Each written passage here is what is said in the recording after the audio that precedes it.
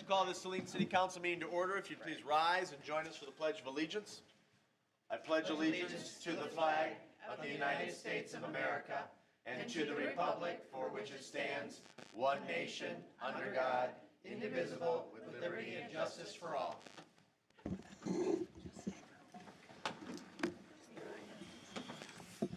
Thank you very much. Members present this evening are myself, Mayor Morrow, Council Members Gearboss, CO, McClellan, Mitchell, Dillon, and Mayor Pro Tem Tahar. From City staff, we have City Manager Campbell, Clerk Royal, Treasurer Bennett, City Superintendent Engineer Rubel, Parks and Rec Director Skull, Interim Wastewater Treatment Superintendent Fetchick, and who did I say? Did I say Skull? My apologies. My apologies. That was my faux pas. And finally, City Attorney Smith. The rest of you who are in the audience this evening, we welcome you and we encourage you to sign in the back. To my left, there's also copies of the agenda on the table as well. At this time, the chair would entertain a motion to approve the agenda as submitted unless there are amendments. So moved. As submitted, Ms. Mitchell? Yes, sir. Thank you, ma'am. Is there a second? Second. Seconded by Councilwoman McClellan. All those in favor of approving the agenda as distributed signify by saying aye. Aye. Opposed, say nay. Ayes have it, and the motion carries unanimously. There are no absences this evening, so we'll proceed to citizen comments on agenda items. Under the Open Meetings Act, any citizen may come forward at this time and make comment or question on an item that appears on this agenda. Comments will be limited to 3 minutes per person. Anyone who would like to speak is requested but not required to state his or her name and address for the record. Any citizen comments on agenda items? Then we'll proceed to the consent agenda. The following consent agenda will normally be adopted without discussion. However, at the request of any citizen or council member, any item may be removed from the consent agenda for discussion. Mayor, I'd like to remove C-17-92.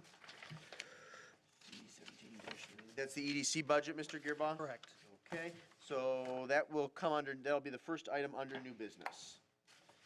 So is there a motion then to approve the consent agenda as amended, noting that one change? So moved. Moved by Tahar. Was that seconded by CO? Yes, sir. Thank you, sir. All those in favor of approving the consent agenda as amended signify by saying aye. Aye. Opposed, say nay. Ayes have it, and the motion carries unanimously. Now it'll be a motion to acknowledge receipt of the May 14th, 2018 memo from Deputy Treasurer McDonough regarding the FY18 second amended EDC budget and to approve or adopt the FY18 second amended EDC budget as submitted. Is there a motion? So moved. To approve and adopt, Mr. CO? Yes, sir. Is there a second? Second. Seconded by Councilwoman Mitchell. Mr. Gearbaugh. Yes, I just have one, has been my concern with the FY19, the farmers market budget. If you look at it right now, currently there's approximately $17,000 of income with $23,000 of expenses. So it's already running in a deficit, and knowing that we will have some more revenue coming in, but also more expenses, it's clear that somehow we're covering that deficit already within the EDC budget, and I'm not exactly sure how or what funds are being repurposed within that budget to resolve that, unless it's anticipated that it's going to wash by June 30th, because there is no reserve balance except for approximately $1,000. So again, I want to repeat my concern about the budget and how this is now drawing against our funds for other operations and things that encourage economic development downtown. Very good. Thank you, Mr. Gearbaugh. Anything else? Well, let me just add, and I stated this at actually a number of previous meetings. I agree wholeheartedly with Mr. Gearbaugh's concerns, and the trajectory that the farmers market is on currently is not something that can be accepted in perpetuity. However, I do believe that the farmers market is an extremely important, viable event for our community. It's an asset, particularly for our downtown, and I've made the commitment this year, in the next 12 months, to help them become more financially viable. And the main contribution I would like to make is assisting them with corporate fundraising, which is a responsibility I assumed several years ago for the Saline Celtic Festival. And I don't claim to be an expert fundraiser, but if you're dogged and consistent about it and people see value in the event, they contribute. And I will note that last year and hopefully this year we will have raised in excess of $10,000 for the Saline Celtic Festival. So there's a number of things that can be done to increase the viability of the farmers market and put it on a more appealing trajectory, I guess, for lack of a better way to articulate it. Again, I do note and agree with some of Mr. Gearbaugh's concerns, but I will be voting in favor of the motion that has been moved by CO, seconded by Mitchell. Mr. Seal. I guess I also share your concern, however, not enough that I would vote against this resolution. I think that the farmer's market is valuable, as you said, Mr. Mayor, and I affirm this resolution with the caveat to the leaders of the farmer's market that they make every effort to try and certainly reduce, if not eliminate, any subsidy from the budget or to their budget in the future. Very good. Thank you, sir. Additional discussion. Ms. Mayor Pro Tem Tar. Yes, I concur both with Mayor and Mr. Seo. And there are definitely concerns about the farmers market. I think, however, and I will definitely support this, I think it's very important to give the farmers market staff as well as ourselves the time and the leeway to get things moving in a direction that will make all of us more happy. Thank you. Very good. Anything else? Ms. Dillon. Do we have a plan in place to put them on the right path at this point? Because what I don't want to do is 6 months, 9 months, 12 months down the line, realize that we're in the same predicament we are now. Is there a definitive plan in place, and are there benchmarks for that? Well, there's not a definitive plan in place subsequent to City Council developing consensus on the budget, which was 2 weeks ago and today. However, I can tell you, and Mr. Campbell is free to expand on this. I know that he's had an initial discussion with the executive director of Saline Main Street about expanding the partnership and participation that Main Street could play with the farmers market. I know that he's also had a number of sit-downs with the farmers market staff. I will be reaching out to them to talk about assisting with fundraising. Also, ideally, it would be great to grow the number of vendors. So there's a number of solutions and ideas out there. I think it's appropriate, and I may have mentioned this at the last budget meeting, Mr. Campbell, and I'm hoping that you could pass this along to Christine, is to maybe have her plan on providing either a written or verbal report to City Council for the remainder of the calendar year. I think that would be helpful for provide my council colleagues the opportunity to raise questions and concerns, and also to identify if the course and trajectory has changed into something that's a little bit more financially viable. I don't know if you have anything to add to Ms. As it relates to Ms. Dillon's question. No, just that very quickly, staff shares this same concerns as council members, and you know, in the last all the other years, I think there was, out of the 16 seasons, first 16 seasons, I think there was 2 years that it did not end up in the black, usually by a few dollars, but obviously the intent was that it pays for itself, and again, that's what that we would hope as well as we go forward. So without belaboring the same discussion that was had at the work session, it is a priority for staff to figure out a different way, a better way to have the farmers market be financially successful to move forward in the long term. So that's what we're trying to do. So I guess my question is that if we don't have a plan in place, we've got these ideas, but when are they going to be implemented, and how is this going to affect them with their budget? Because if they're not actively pursuing other revenue sources at this point and don't have a plan in place, like I said, what I don't want to do is have them come back in 6 months, 9 months, 12 months and say, oh, well, now we figured it out. So we've taken another year of loss, and we want you to support us one more time as we take another bite at the apple. Ms. Bennett, do you want to? If I could. Oh, please. And then Ms. Bennett. So certainly, our staff's goal is to have something. So it's ready to go for the next budget year, right? As the current budget has been proposed, has at least verbally, majority of council has said that they would support it. But yes, that's why we want to start now, so we have something in place, preferably before the end of this current fiscal year, the new fiscal year coming up July 1st, so we can make those adjustments for the next budget. So it'll be for the fiscal year '20 budget. But yeah, that's why we're starting now and not waiting X amount of months before we start trying to figure out a long-term solution. Thank you. Ms. Bennett, anything you'd like to add? Farmers Market has worked with Saline Main Street and has applied for an additional $10,000 grant for some of the processes. I'm not sure what the status is of that, but I know they had contacted my office to give them some additional information for a grant, and Saline Main Street was working with the Farmers Market to get that grant. And to Mr. Gearbaugh's point, their spring market kicks off in May, and we have a significant amount of deposits that vendor fees pay upfront in May. So I do anticipate that being closed. We do audit it each year. But it'll be cash that we're receiving in advance for the coming, That's the, Summer? that's so what, most will be it'll be front-loaded into this fiscal year, but the deficit will happen next year. well, because the same thing happened last year. So each year, we're carrying the revenues 2 months in advance. So it's, the numbers that are showing per year are not their market year and not their contract year.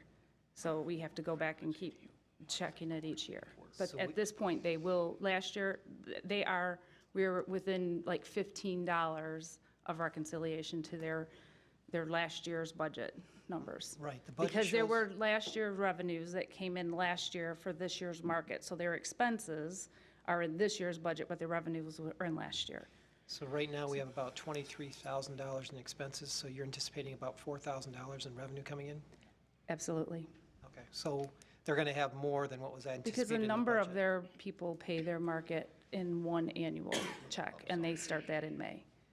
It just, when you look at comparable years, generally I the money understand, but doesn't we're come also mixing years too. No, I know that, So, but there's also a higher expense this year than there was last year. Ms. McClellan? Yeah, I'm concerned that, I mean, I think, I want to see this continue, and I agree that there needs to be some planning and some forethought on how to make up the differences, but I also want to just note that we are asking the current market manager to do more work than the previous market manager, not necessarily more work, but the previous market manager was doing a lot of Correct? volunteering, and the current market manager Doesn't. isn't. So it's the same amount of work, but she's asking to be compensated for the time that she's putting in. I guess that's, and in my opinion, I think that there's value in that, and that there is, you can ask volunteers to do something to a certain degree, but then, you can't overtax a volunteer and then expect them to essentially work full-time and not be compensated for it, so. Thank you, ma'am. Ms. Mitchell, and then we'll vote. Thank you, Your Honor. Just to Ms. McClellan's point, because we're not having a Tuesday market and the budget is the same, there's already built in more time. And I certainly am someone who values work, wants people to get paid. And, that time certainly is there. We had 2 markets a week, now we only have 1. And so it's fair to ask that question. I absolutely support having a farmer's market. I think it brings a lot of value to downtown, and I think it's responsible to ask them. I think it was my suggestion to have quarterly reports and include benchmarks on their progress and their plan for the following year. I wouldn't want to not support them this year and not give them a fair chance to come up with a different business plan for the following year. Very good. Thank you, ma'am. Then we'll proceed to vote. It's been properly moved by CO, seconded by Mitchell to approve and to adopt. All those in favor signify by saying aye. Aye. Opposed, say nay. Ayes have it, and the motion carries unanimously. We move on to new business item 18-104. This is Scout Campery. Did I say that correctly, Mr. Scruggs? I got your name right that time. This will be a motion to acknowledge receipt of the May 15th, 2018 memo from Parks and Rec Director Scruggs and to approve or not to approve the Scout Campery at Mill Pond Park. Move to acknowledge and approve. Thank you, Mr. Gearbaugh. Is there a second? Second. Seconded by Councilwoman McClellan. I'll get you on the next one, Mr. CO. Ms. Scruggs, do you care to make a brief comment or refer to your memo of May the 15th? I'll be brief here. So I was hoping that Tammy Mayren would be here. We were in contact and maybe something came up. But she had approached me about a month or so ago about offering a camporee. Kind of, I guess back in the day, Saline used to do this quite frequently. They would have a gathering of the scouts either at Wilderness Park or Mill Pond.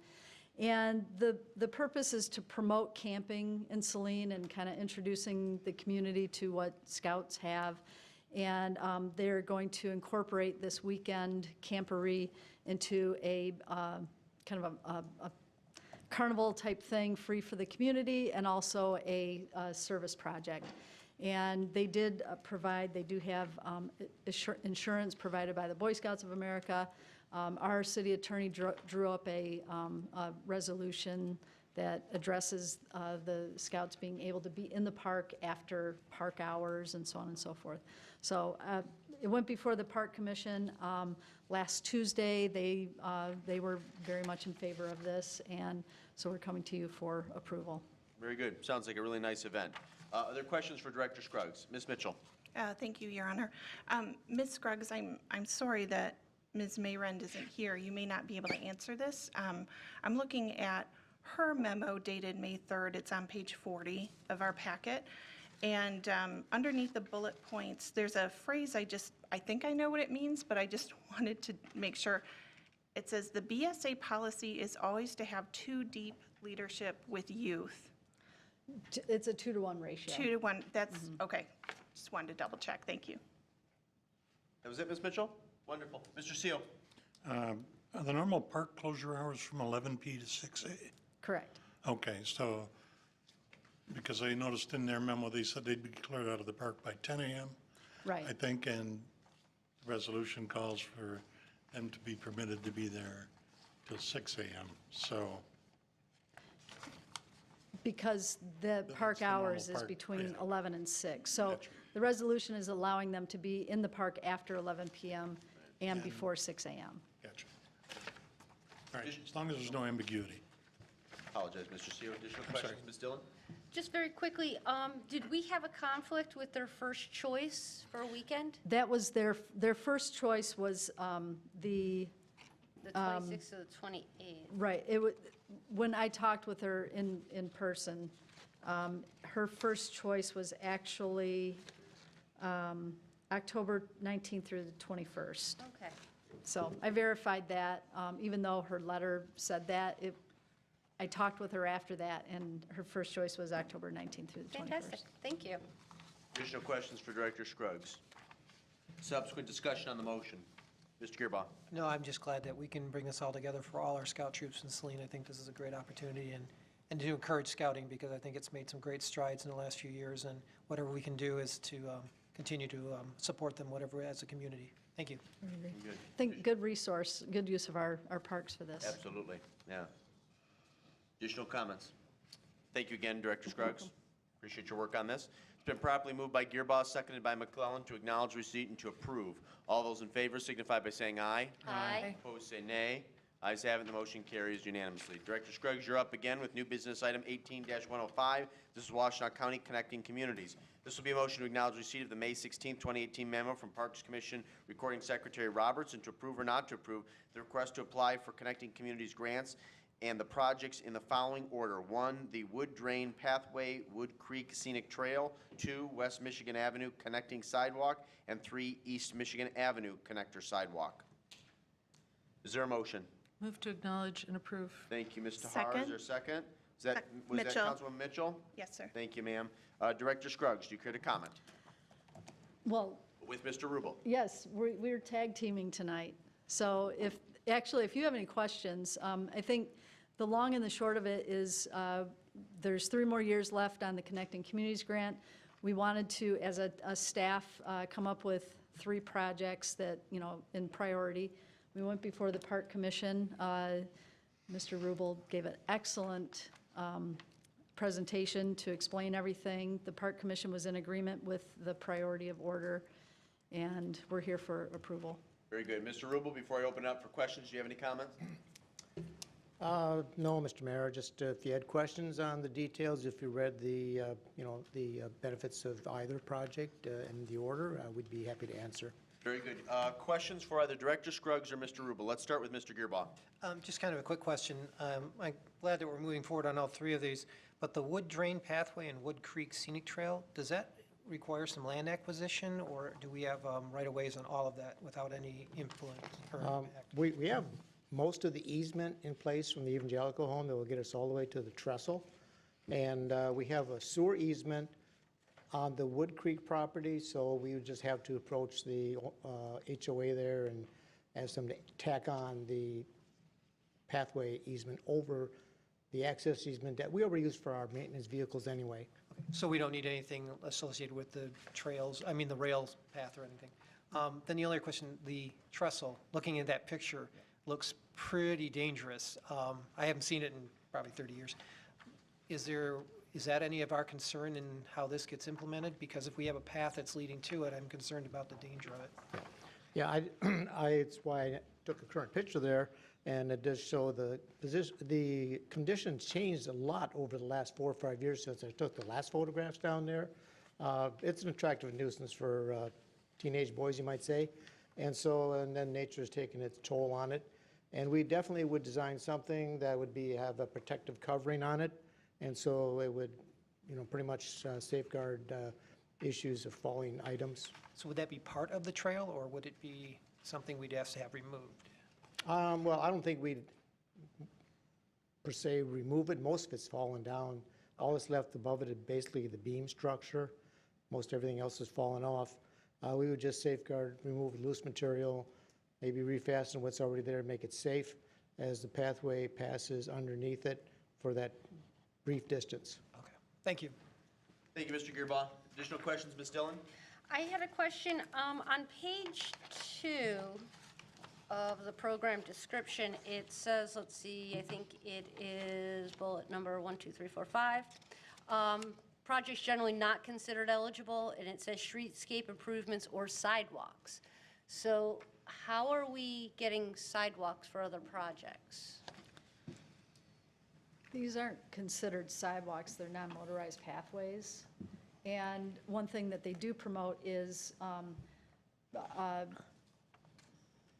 passage from like points of interest to others. So Mill Pond is a destination. And from the east, what's it, the northeast part of town, or northwest part of town to Mill Pond is a desired pathway for people to get to Mill Pond.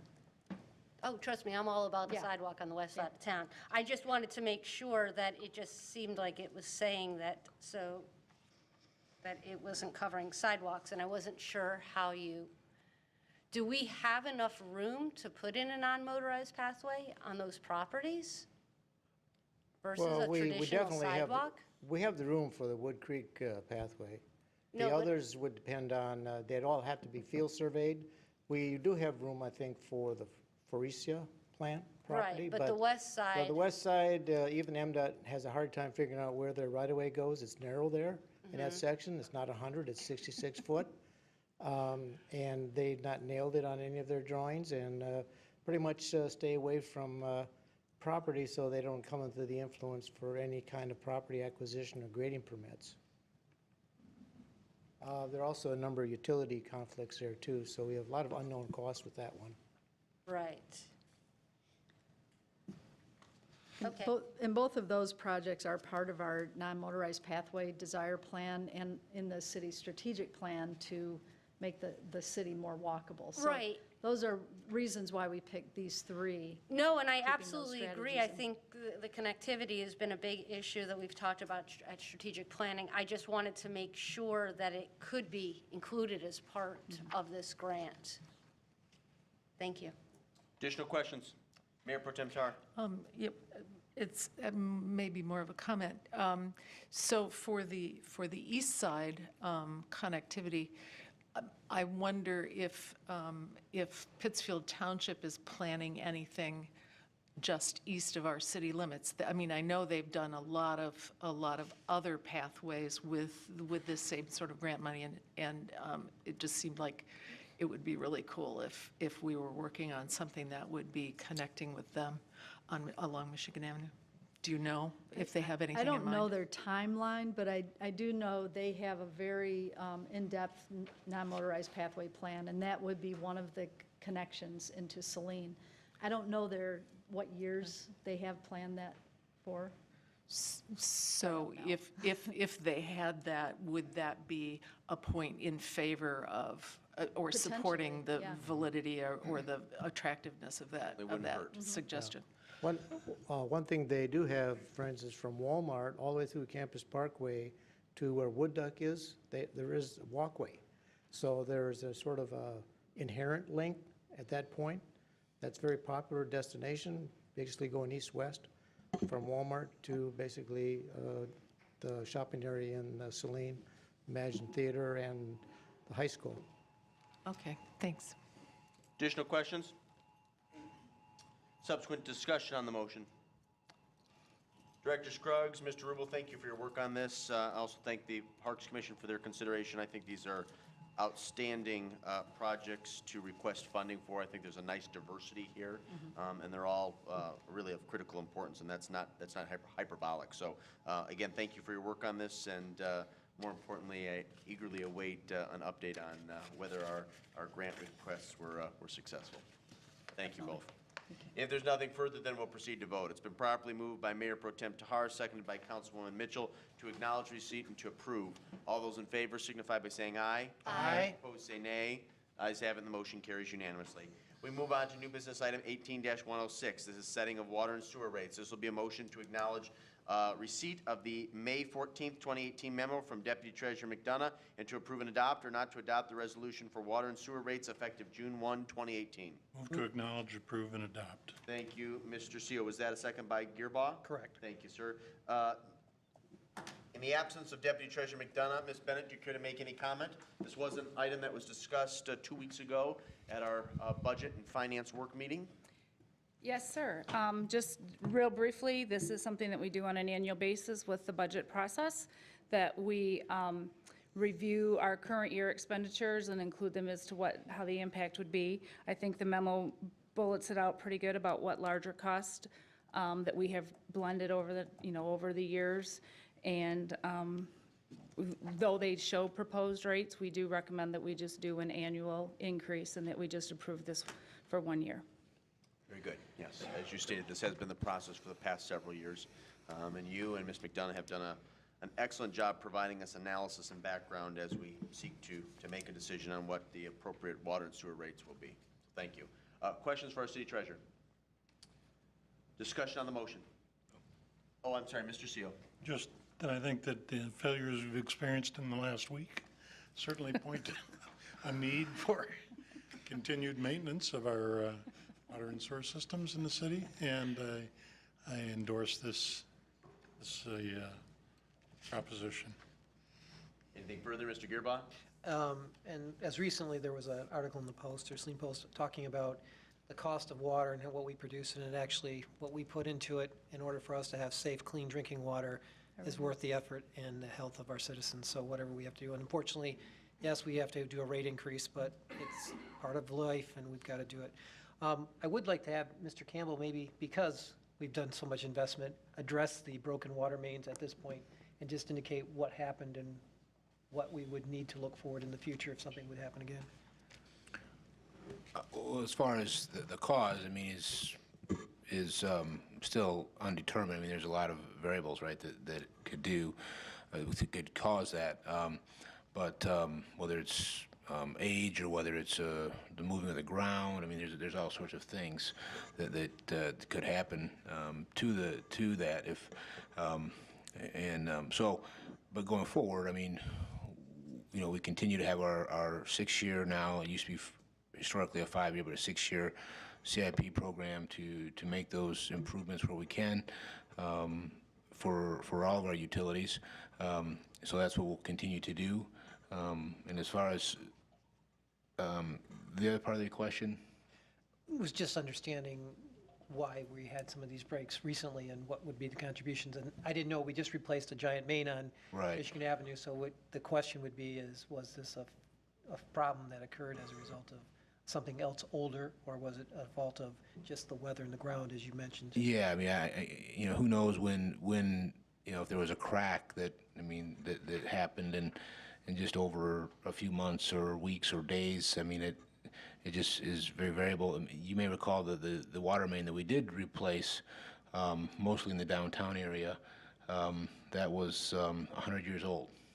And so this is, certainly we want to replace our utilities before they get to that age, but still, this, I believe, was in the mid to late 60s vintage installation. So, like I said, we continue to evaluate and do our CIP programming and do our best to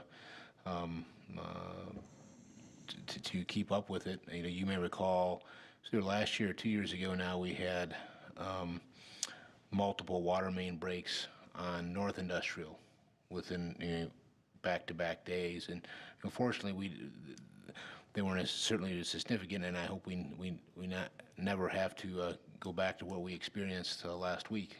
With the whole city doing a boil water advisory, and so we'll continue to be steadfast and as we continue to evaluate and see what needs to be improved and replaced and updated as we go forward. Okay. And I just want to, I think on behalf of all council, extend our, I guess, our thanks and appreciation to all the work that was done to resolve that and get it back on place. I think that's why having this kind of discussion and having these kind of funds available shows that we can keep ourselves on top of being a great community, but also provide our water services when we need them. So We'll thank do, you. absolutely, we'll do. And if I could, just very quickly, very proud of our whole team because it was all hands on deck, as you might imagine, at an event like this. And so, from actual evaluating, assessing it, correcting it, communicating, all the above, fielding calls, I'm very, very proud of our team. We will be doing a debrief here in the near future, but I mean, we just like with anything, we can always do better, but for the most part, I can tell you, very proud, and I think our team did very well.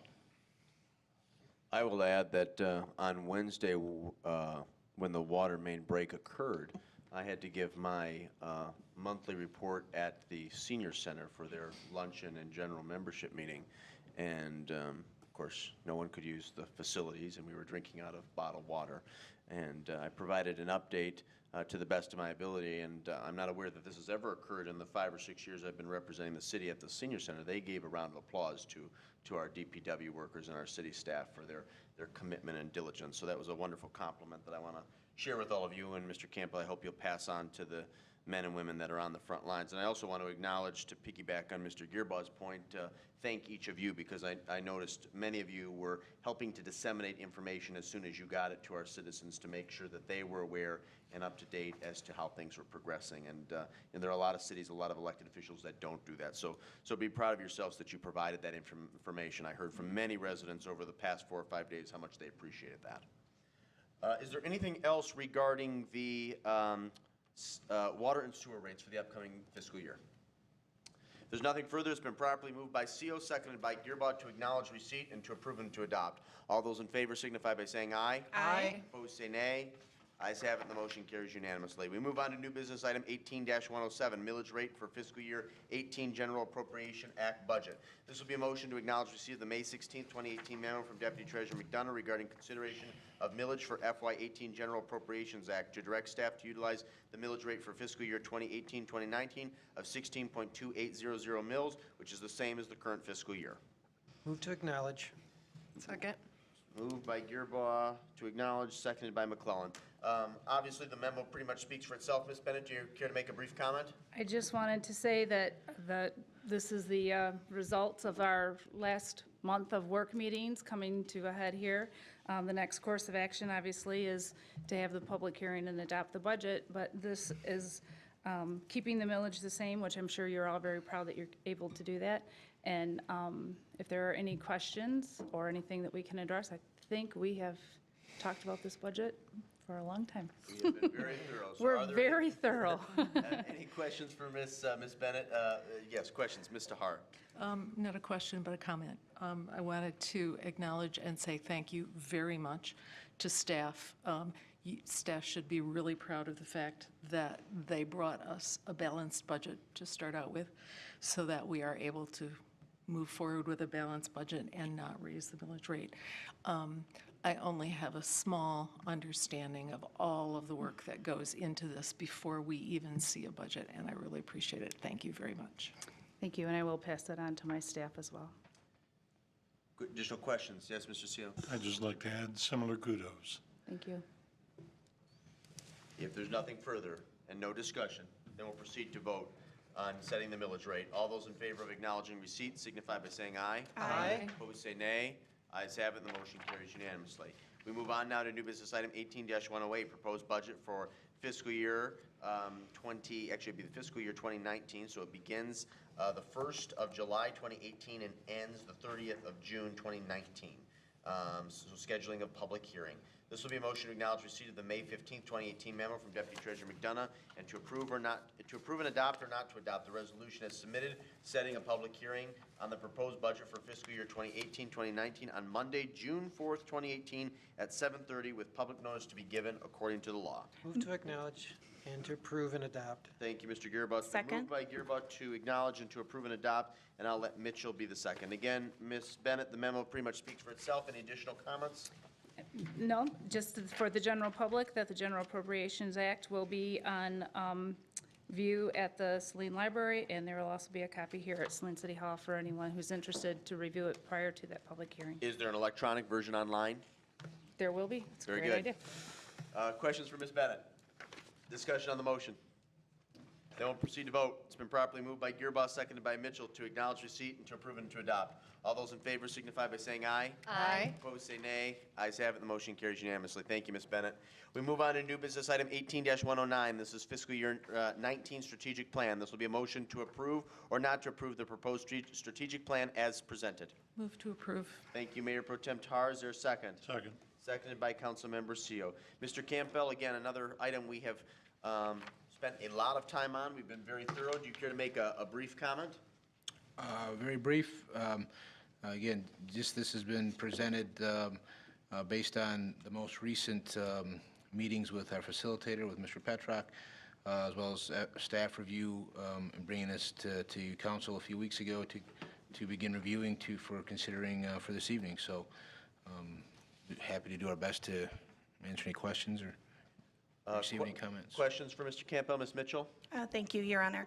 Mr. Campbell, at one point during the strategic planning meeting, I brought up the idea of changing the format and having more of a Gantt flow chart as far as these are projects, you know, this is the start, this is the end.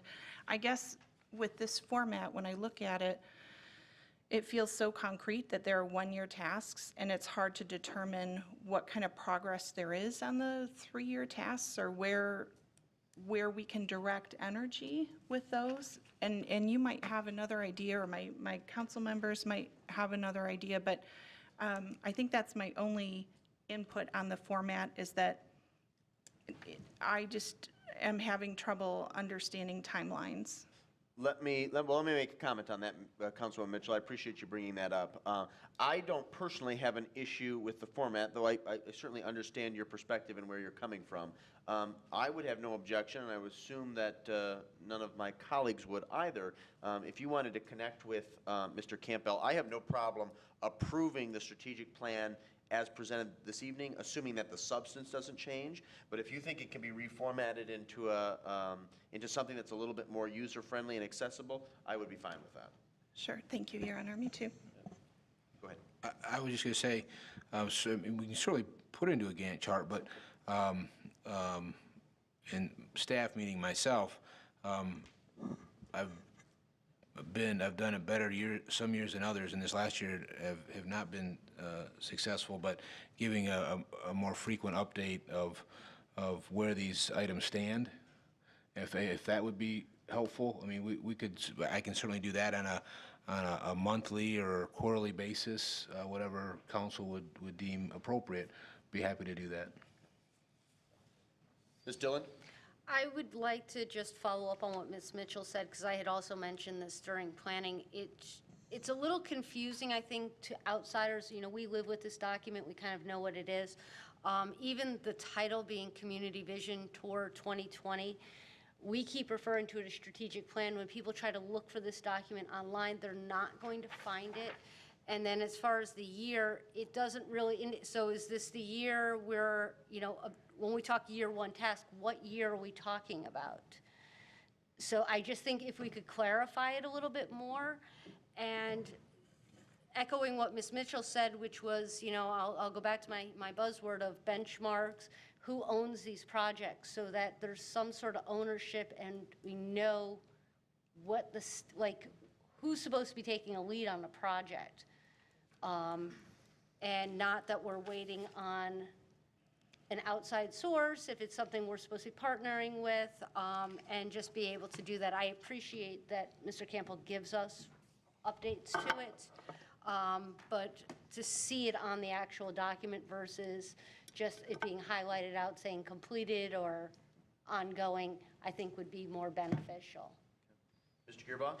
Yeah, I kind of agree. I think a couple weeks ago, I mentioned it either in an email to council or to city manager that I'd like to see a little more project management approach to it to understand where we are in the statuses and phases of these. Because even some of these, I think, are approaches that when we talk about it being a one-year goal, it'd be hard pressed to see if it's going to accomplish in 1 year. That I think understanding where it is in its phases as it's moving forward, we'd be able to actually amend these as we move into our next year and planning for our strategic aspects. One other question I have, I'm looking at Goal 4, and under Objective 1, it just says continue to maintain city fiscal health. There are no bullet points or anything underneath that. I'm just trying to remember, did we want to identify something, or was that, I mean, it is the issue, but it's underneath economic development. And so I'm not so sure how that objective falls under economic development as much as underneath, I guess it was one of the maintaining of operational effectiveness. It's almost like I'd like to see that objective move to operational effectiveness. Would anybody object to that? No, let's move that then. That makes more sense. Why don't we proceed like this? If they're noting that change that was just recommended by Mr. Gearbaugh, that will be made without objection. I'm hearing from at least 3 of you that there are some ways in which the format can be modified to make it a little bit more user-friendly and readable. So what I would recommend, Mr. Campbell, is between now and perhaps our next council meeting in 2 weeks, if you wanted to connect with council members, gather their ideas and possibly reformat the document and present a draft on what will be at the next council meeting, June 4th, that would be ideal. Okay. Okay? Does that seem reasonable to you? It does. Okay, excellent. Anything else regarding the 2019 strategic plan? Okay, well, we'll hear more then on June the 4th. It's been properly moved by Mayor Pro Tem Tahar, seconded by Councilmember Seo to approve. All those in favor signify by saying aye. Aye. Opposed, say nay. Nay? Ayes have it, and the motion carries. We move on to new business item 18-110. This is fireworks. This will be a motion to acknowledge receipt of the May 17th, 2018 memo from City Manager Campbell and to authorize and direct or not to authorize the city staff to organize a public 4th of July fireworks display at Crabtree Field on June 4th, 2018, with fireworks and all associated costs to be donated by Grand Saqua Properties, LLC. Move to acknowledge, authorize, and direct, except for change to July 4th? You said June. Oh, boy, it's not my night. I called Scruggs Skull and got the wrong month. So, yeah, thank you, Ms. McClellan. So note that the motion does read July 4th. So it's moved by McClellan to acknowledge receipt and to authorize and direct. Is there a second? Second. Seconded by Mayor Pro Tem Tahar. Mr. Campbell, would you like to begin? Sure, thank you, Mr. Mayor. So, Mr. Donofrio is here. So, Nick, I don't know if you could come to the podium briefly. And also, so he representing Grand Saqua, the developer, with his generous offer. And then Chris Wall, who is representing Ace Pyro LLC as well for technical questions and the like. So just very briefly, the city was approached by Grand Saqua, by Mr. Donofrio, with a generous offer of paying for July, 4th of July fireworks display and all the costs associated with it, which would include DPW and police and the like, as well as the cost for the actual fireworks display. So staff met with Mr. Donofrio and Ace Pyro LLC, and to go through the logistics and to see if we could do this and be very similar to what we did in 2016 as part of in October of 2016 for the Centennial celebration for the 150th anniversary of the community. And so that's the model that we would propose to use if this were to go forward. So unless there's questions of me, I would turn over to Mr. Donofrio to address the council with his offer. Nick, we're delighted to have you with us this evening and our additional guest. Thank you for joining us. Is there anything you'd like to add to the discussion at this time, either of you gentlemen? Well, this came about a year ago, last 4th of July. I was in your time, and I went through, and it was quiet. And then I was surprised to find out that no one in the area, not Ann Arbor, city of Ann Arbor, not Pittsfield, not Scioto, no one had fireworks down in this area. You had to drive and travel and to see fireworks. So that kind of planted the seed about you have a very nice downtown, very beautiful downtown, great school system, which means a lot of young ones, down in here, which is all part of the experience. So when it came apart, this year was coming up, I said, this is a very good way for me to introduce myself to you, but also, to make the city can be a little bit more individual than the surrounding townships and cities. No one else has this. I says this would be a good way of setting yourself apart, but also for the families. And I think I just remember back to when I was a kid, and that was always part of 4th of July, and I was surprised to hear that no other communities were doing this around here. So I thought it was be nice for the city, good for the families that live in the cities. And that's pretty much. Very good, Nick. We appreciate it. Anything you'd like to add? I know you come with an outstanding reputation, so we're delighted that you're willing to partner with us on this. Well, pyro is exciting for pyrotechnicians, and so if there's an opportunity that we can perform a display, especially in our neighborhood, in our community, it's very exciting. So Ace Pyro is located just about 10 miles away, just out on the outskirts of Manchester.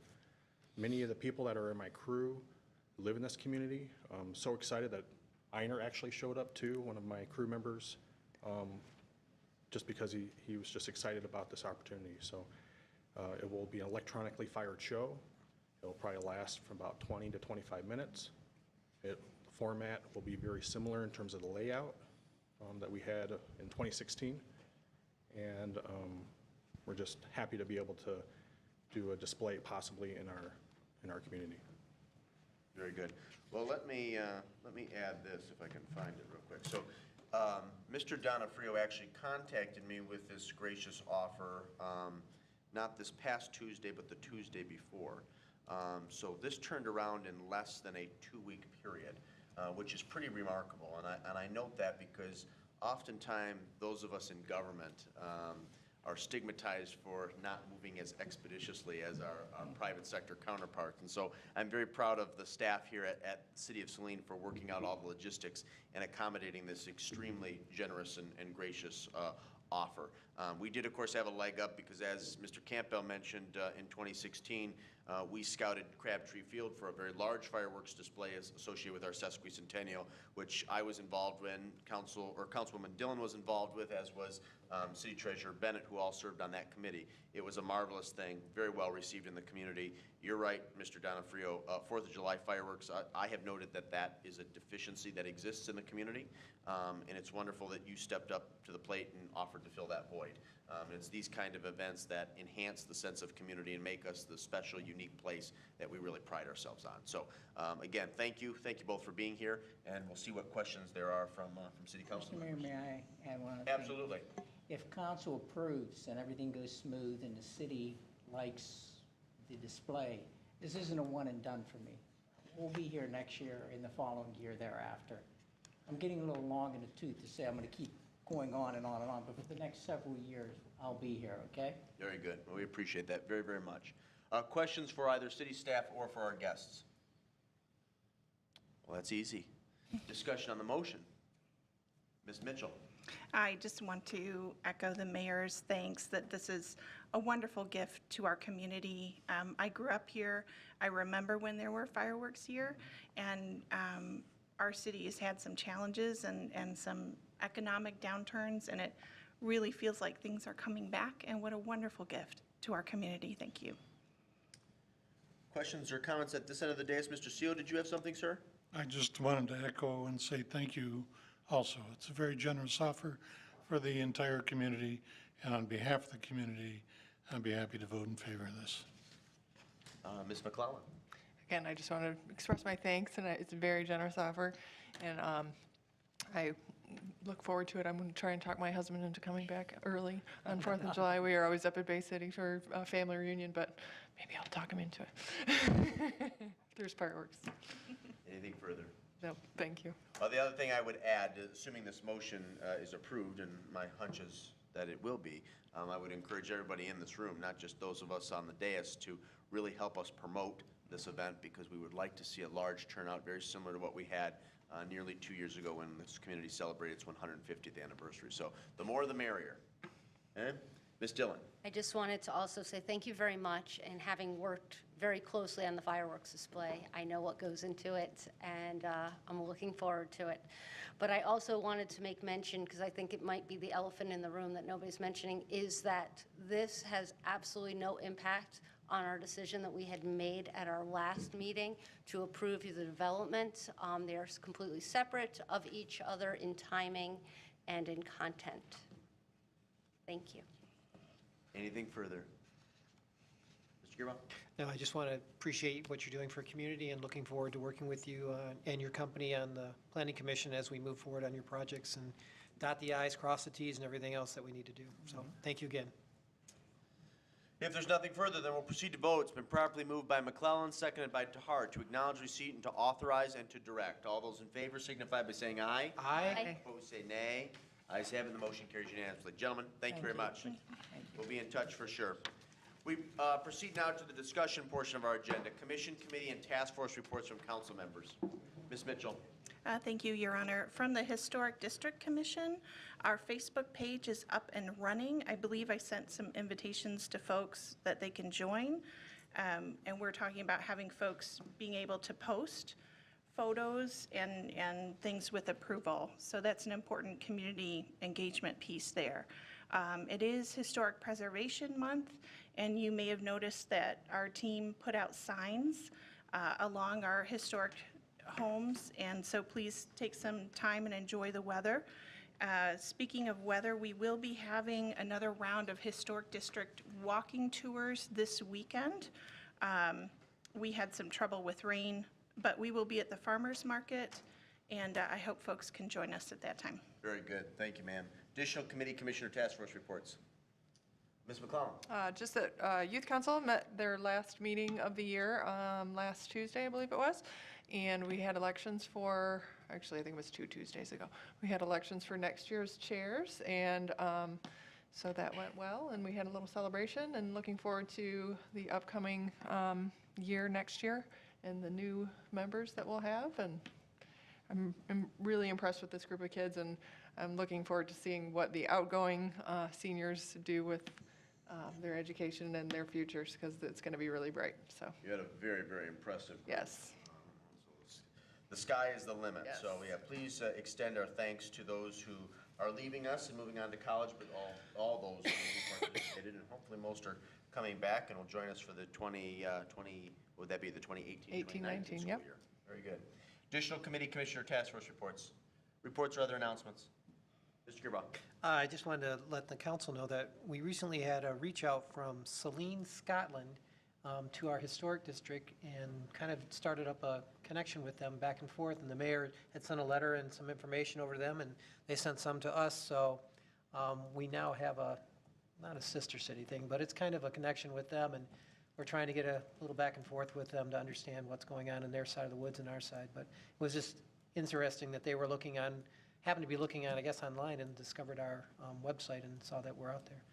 I'd also like to mention, as I sent out to individuals. We did have some damage at the depot this past weekend. Someone had broken into the window on the caboose. But we've also noticed that something was stolen or removed from one of the sheds out at the farm. So we're going to ask for a little more, I guess, attention to be done at the farm and the depot because of recent incidences. Hoping that we can avoid those in the future.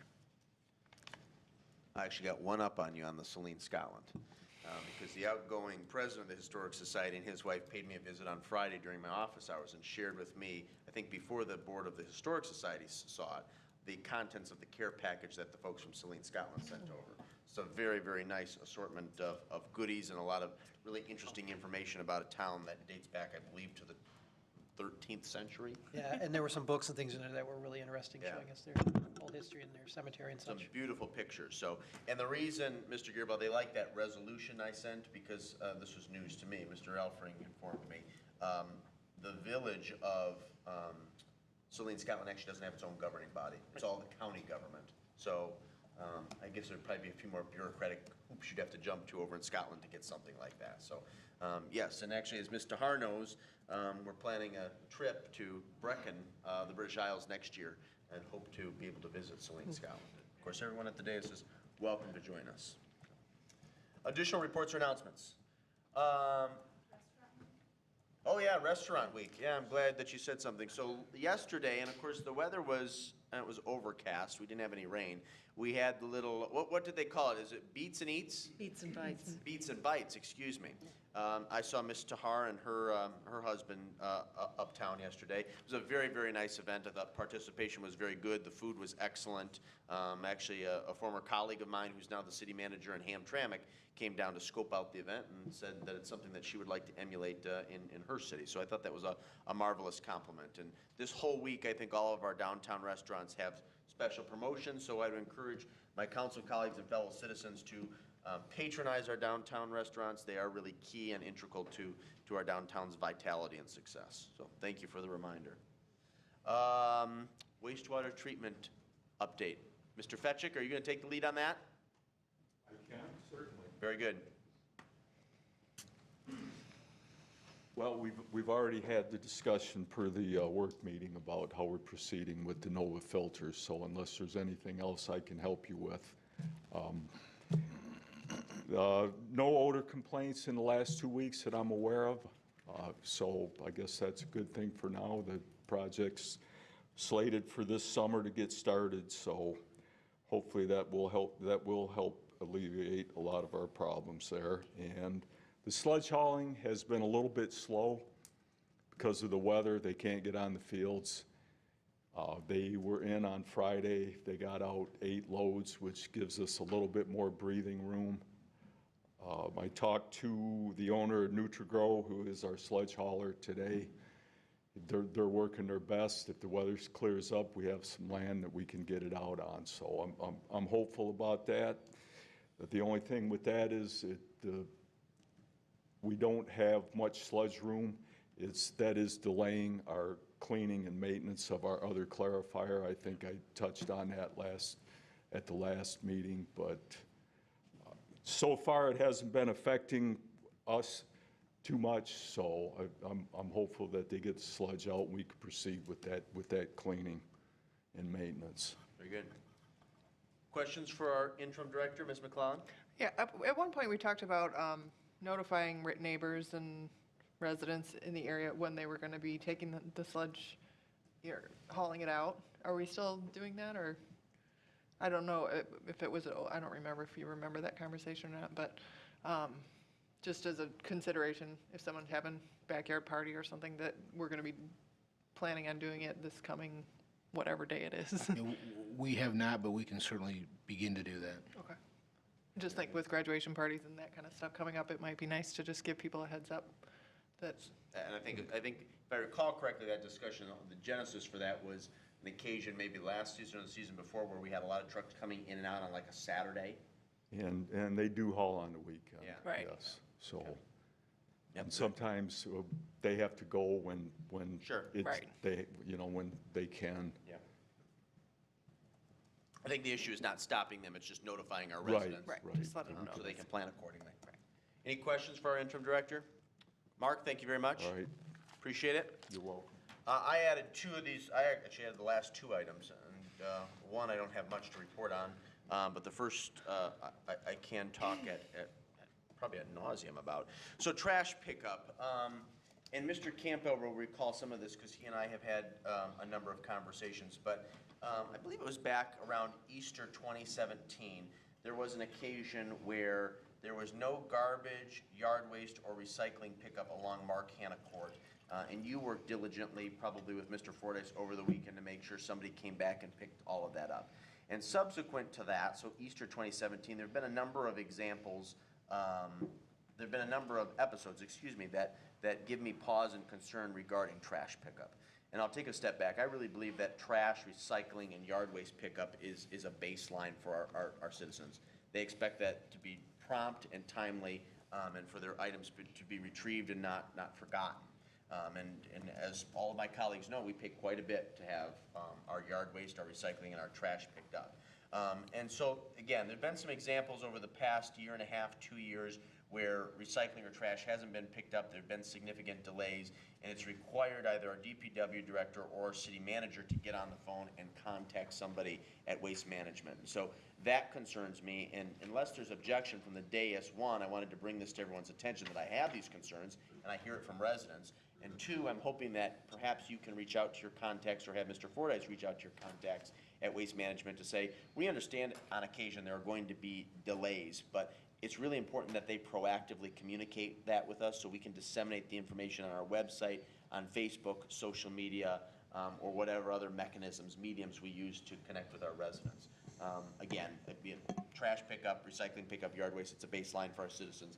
They think it's critically important, and I want to deliver a quality service and make sure that things are retrieved in a timely manner. And when they're not, I want to be able to communicate with our constituents proactively. Comments or questions, Mr. Gearbaum? Just real quick, it'd be nice to know what their actual hours are, because there's been times when things seem like they've gotten picked up, or you'll go out at 7 o'clock at night and they're still sitting there, but then they show up maybe a half hour later. And I'm not sure what their real operating hours are and how those correlate with what we expect of them. So if I may add. Absolutely. So we have reached out, and we'll continue reaching out, and we'll add this information for sure. But what they've told us is that they have been encountering a staffing issue, and so they're borrowing people from other departments, if you will, or other areas to try and provide a good, solid service. But yes, we will certainly reach out, but to their credit, trying to, as opposed to saying we'll be back tomorrow and get it, they're trying to finish up yet that day, within reason. I think what and I understand that, Mr. Campbell, I think what Mr. Gearbaugh is getting at is I can remember, especially on my side of town, trash and recycling pickup used to occur actually pretty early in the morning. But if you didn't have your garbage out by 10 o'clock in the morning, you often had to wait an extra week. And now, especially on Russell Street, McKay, and Mills, it seems like my garbage is being picked up 3, 4, maybe even sometimes 5 in the evening.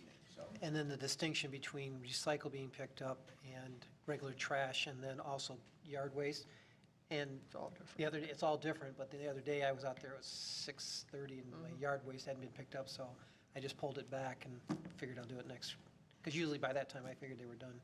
Very good. Ms. McClellan and then Ms. Mitchell? Yeah, my comments were going to be similar. Just this last week on Henry Street, I think the recycling and the yard waste got picked up fairly early, I think maybe 11 o'clock or so.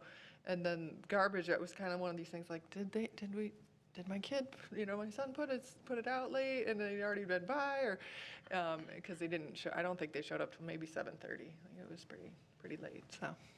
Okay. Ms. Mitchell?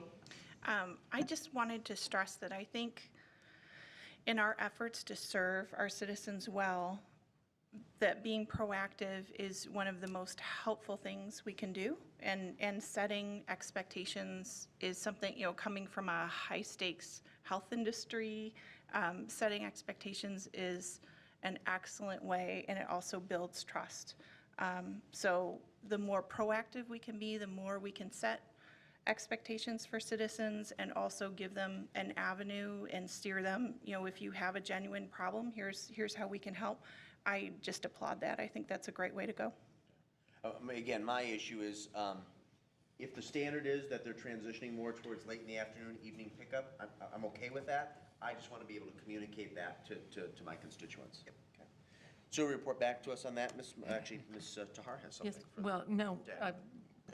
along the lines of what you just said, Mr. Mayor, as the information professional on the dais here, I wanted to just say that, if they're having staffing issues or there are other factors they don't entirely control that are causing this, I think the community would understand if it's communicated to them. So putting out the information about what's happening and maybe if things are not exactly normal right now, saying why would go a long way to helping out with this situation.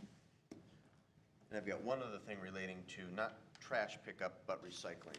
I noticed today, and I was actually stopped as I was getting in my car by two residents of Detroit Street, that our recycling station out here at City Hall is very well used. In fact, today, every single one of the containers is full as of, when was I leaving? At 1:30 on Monday. So I'm wondering if Mr. Fordyce and or someone else on city staff can communicate and maybe get some additional bins. Because the problem is when there's too much recycling and then those lids can't shut, then we end up having debris on adjacent properties or in our parking lot. So I thought I'd share that as well. Thank you. Mr. Mayor, one side issue that Please. I have seen uptown where we've had issues on the weekends where the dumpsters are just overflowing behind Max and some other areas. How do they ever periodically come and pick up on a weekend, or is it all waiting until Monday? I mean, stuff's just sitting outside around the bins and stuff. Oops. Right, so when there is additional pickups needed, we work with Waste Management to schedule additional pickups. So is that something that we would have to call them, or do we schedule it based on events or something? We typically, if it's a long-term ongoing, then yeah, we would say this is what we need, and. So just watch for it, and if I see it. Yeah, please, yeah, right. I know we recently, when shortly after Smokehouse 52 opened up, I mean, it wasn't a pretty sight. So, I mean, we immediately, right, not knowing, right, it was after, I think, the first weekend that they opened, and we said, hey, we need some additional, need you to stop by and pick up more. So, but yeah, no, if it's continuing even more, then we need to do that again as well. Because even the recycling bit, even though we do recycling, it seems like that's even overflowing at times. So, and we have only limited space within those. Right. It also helps, and I think most times folks break down their boxes, right, to take up less space. But I have seen too, right, where they throw the cardboard box and they don't, and so obviously a fully constructed cardboard box takes up way more room than one that's broken down, right? And so Maybe some education. Thanks. Ms. Mitchell? Just a quick note, piggybacking on that, Mr. Campbell, an excellent time to schedule extra pickups downtown is during the week of the Christmas open house. So we have a number of businesses that close and bring in a tremendous amount of merchandise during that week. And when I was working for a couple of years downtown, that was just a week. So I'm looking at the calendar. I think it might be November 2nd, Friday. But that is an excellent time to just make connections with people, because as we're drawing more people downtown, we don't want to have overflowing dumpsters and trash barrels. very good, thank you. Okay, transitioning then, I hope to provide more of an update on Frontier phone and internet connectivity, but I think I mentioned this at a previous council meeting, perhaps individually to many of you, but in my area, and I hear this continually from my friends and constituents at the senior center, we're having landline issues, a lot of static, and internet connectivity issues, specifically with Frontier, in and around the area that's commonly known as Saline Heights. So Russell, Lewis, Bennett, Mills, Hollywood, Highland. And I don't have an answer yet. I just bring that up because I'm very cognizant of it, because I'm one that's affected, and I hear it frequently at the senior center. So I'm going to continue to work with our partners at Frontier to try and identify the problem and get that resolved. The last thing, oh, Mr. yes, Mayor, please. I think you can include McKay in that list. Yes, McKay would be included as well. Yep, absolutely. The last thing is I did hear about the Memorial Day Parade, which is, of course, a week from today. You are all invited. I hope you'll be able to participate and march. And Mr. Campbell, can you make sure that that city council banners and police dispatch, and whoever arrives here first is encouraged to retrieve it. I believe step-off is right around 10 o'clock, and we gather around the fire hall. Anything else to be brought up under the discussion portion of tonight's agenda? Mr. Smith, do you care to make a comment? I do. After 38 years of working with law firms serving communities throughout the state, I'm taking on a new challenge. Last Monday evening, the Wyoming City Council approved a resolution appointing and employing me as its in-house city attorney beginning July 1. This coincides with the birth of triplets at the end of April for one of my sons and daughter-in-law. The other one will be having their second child in another week or two. So I'll have 6 grandkids under 2. Congratulations. You will be missed.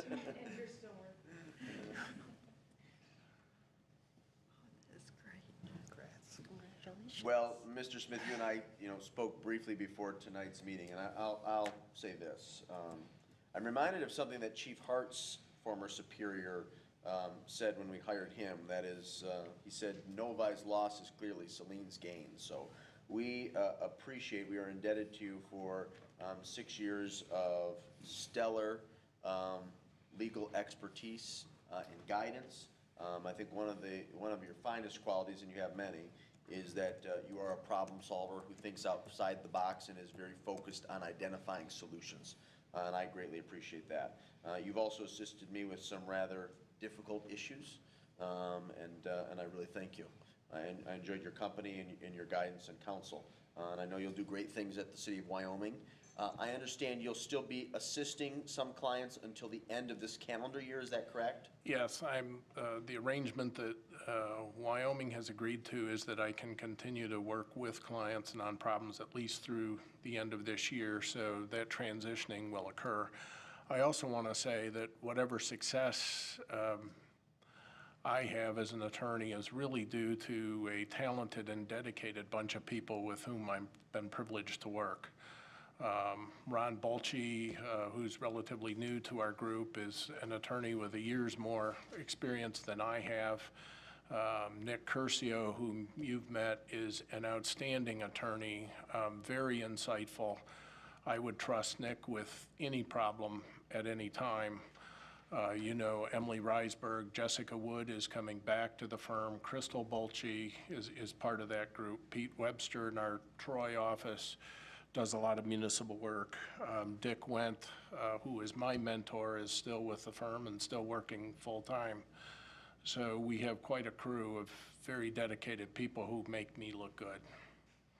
You're very modest. The other thing that I would add, and the city manager and I had a brief conversation about this, is what I'd like to propose, and I'll be engaging each of you individually, is a similar process that we used when Mr. Smith and our bond counsel made the transition from Clark Hill to Dickinson Wright, is that we sat down, we evaluated our options, we discussed cost, and we'd like to do something very similar during this transition.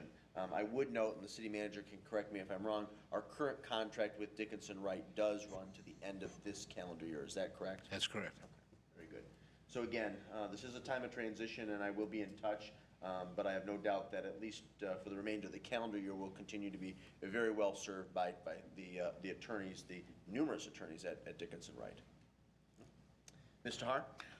Yes, I'd like to say thank you to Mr. Smith. I think that we have benefited greatly from your experience and also from your patience with us. I think I've learned a lot. I think we all have. Whether or not we put that to the best use remains to be seen. And I want to particularly say how much I appreciated the work that you helped with on the drafting of the non-discrimination ordinance. I really appreciated those conversations and your insights and your guidance. And finally, since Wyoming is my hometown, I have very mixed feelings about this. I'm very pleased that you're going to Wyoming. Very good. If there's not, Mr. Seo. I guess I just need to add, in my years and years and years of law enforcement experience, as you can imagine, I encountered any number of attorneys. And I've appreciated your straightforward, very easy to understand advice, and your lack of equivocation in providing us with answers. So thank you, Mr. Smith. Good luck to you in the future. Mr. Gearbob? And I think we all want to chime in. I appreciate your patience and temperament with us as we maybe have gotten on our own issues. But I think if it hadn't been for you when we transitioned to a different law firm and approach, some of the aspects and the positive outcomes that we've had happen, namely the universal die plan and some of the other aspects, would not have occurred without your benefit of who you knew in your network. So from our perspective, I think you've made us a better community and solved some of our most difficult problems that I don't think would have gotten done without your skill and ability. So I really appreciate what you've done for us. Ms. McClellan? Yeah, I just want to add my thank you for taking on someone that's kind of new to explaining things in a way that everyone can understand. And you will be missed, and I wish you all the congratulations on grandchildren and new ventures. Here, here. Very good. Thank you for sharing that, Mr. Smith. Appreciate it. It's good to hear it directly from the individual. We'll proceed now to public comments. Under the Open Meetings Act, any citizen may come forward at this time, make comment or question to City Council. This public comment period will be limited to 3 minutes per person. Anyone who would like to speak is requested but not required to state his or her name and address for the record. Are there any citizen comments? Please.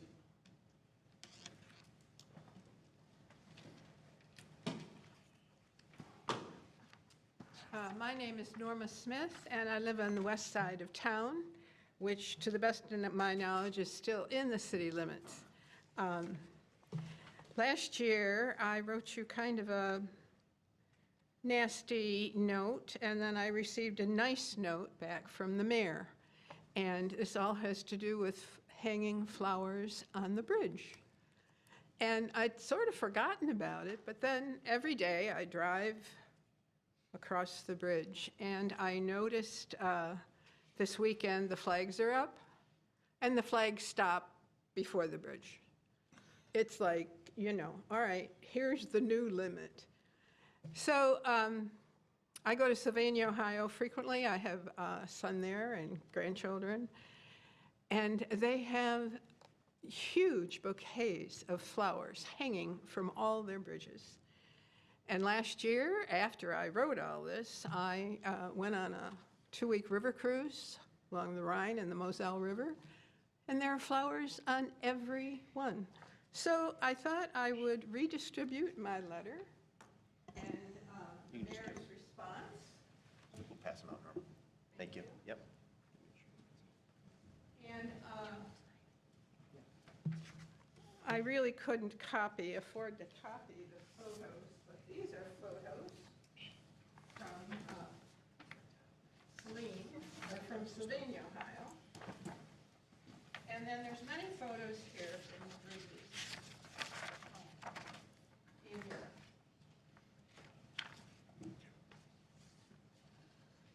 So I thought I'd just come every year. And I know I've been told by the city manager that it would cost a great deal to maintain them. But when you picture that area, and Wellers, you're trying to promote the Celtic Festival, it's a beautiful river, it would be wonderful to see hanging baskets of flowers there. So that's my request, and I thank you all for listening. Thank you. Additional citizen comments? Well, Norma, I'm glad that you said you had forgotten about this, and to be honest with you, until you just mentioned it now, I had forgotten about it as well. But I do think it is a marvelous idea, and I'd love to follow up with you. In fact, let's chat after the meeting, because I think exploring some planters or flower boxes along the dam around the west side of town would be a marvelous addition, and would go a long way to beautifying that section of our city. I will note, though, for the public record, and I'll make sure my colleagues take a look at these and then we get them back to you, these pictures of the Rhine. I'm not sure we're going to be able to emulate that, but they are wonderful examples to aspire to. Well, you start with the pictures of Sylvania, Ohio. And we'll work towards that. I'll leave these pictures right here, friends, if you'd like to take a look at them. Your You're Honor. welcome to, but I would like to return them to Mrs. Smith by the end of Your tonight's Honor. meeting. Yes. Might it be possible to have the clerk photograph those and then distribute? Would that be possible? I can scan them and email them out. Okay. Okay. Well, why don't you scan them tonight at the conclusion of the meeting so I can give them back to Mrs. Smith, Yep, okay? I can do that. Very good. Thank you. Any further, any additional citizen comments? Please note upcoming meetings. Is there any other business to come before Saline City Council this evening? Then the chair would entertain a motion to adjourn at 8:54 PM. So moved. Second? Moved by Mitchell, seconded by McClellan. All those in favor of adjourning signify by saying aye. Aye. Aye. Opposed, say nay. Ayes have it. This meeting is adjourned.